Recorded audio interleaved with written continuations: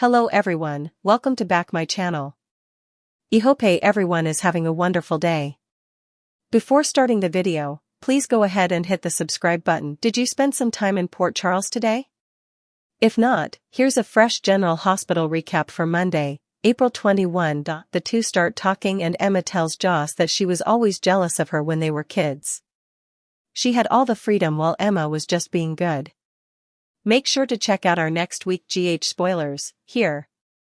Joss says that she was always jealous of her because she seemed to always have things figured out while she was busy rebelling. Emma then asks how Joss really got into Professor Dalton's, Daniel Goddard, class when there was a wait list of 10 people ahead of her. Joss says that she doesn't know how she got in, but she didn't ask for any special favors. She tells Emma that she knows that it's unfair that she got into the class, but now that she's there, she'll work her ass off. Jason Morgan, Steve Burton grills Sasha Corbin, Sophia Matson, over whether or not her stash of money came from Jen Sidwell, Carlo Rhoda, and she admits that it did. Jason wants answers and Sasha explains that Sidwell violence towards her was provoked by her mother's actions, and that is what she told the ladies at Deception. She didn't think she was putting her friends at risk, she simply told the truth. Jason tells her again that she doesn't need to worry about money. Sasha explains again that she wants to know she can fully take care of her child alone.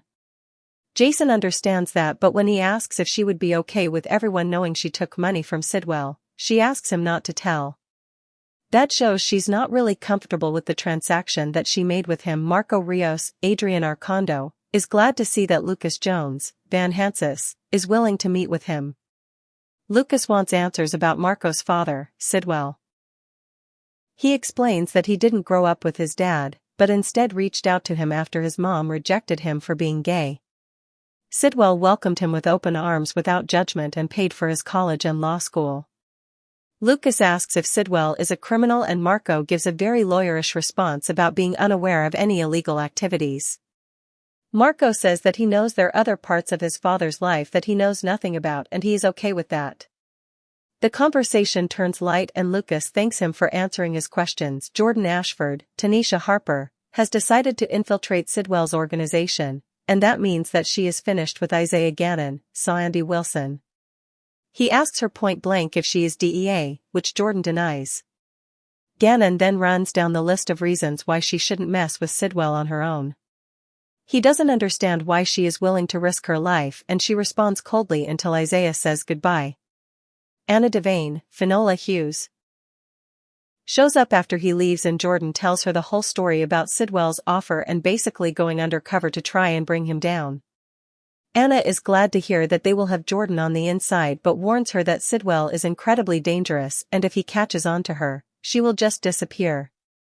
Maxie Jones, Kirsten Storms, and Brooklyn Quartermain, Amanda Seton, are anxious to get answers from Anna about how bad for business Sidwell is. Anna tells them that he hasn't broken any U.S. laws that she can see. She thinks that Sidwell is using deception to make his reputation look good. As Anna leaves, Lucy Coe, Lynn Herring, runs in and tells the women that Natalia Ramirez, Eva LaRue, is Sidwell's ex, which they already know. Lucy is freaked out and the ladies talk about severing ties with Sidwell over a morals clause. They realize they don't need to like Sidwell to continue working with him. BLQ calls Sonny and asks him to come to the office. They are worried because Natalia has been on the books for a year. As they speak, Natalia walks in and tries to explain that she has had no contact with her ex for a decade. Meanwhile, Sonny is trying to prevent Carly Spencer, Laura Wright, from going to LA with him for his heart surgery. She insists that he needs someone with him to help and he trusts no one more than her.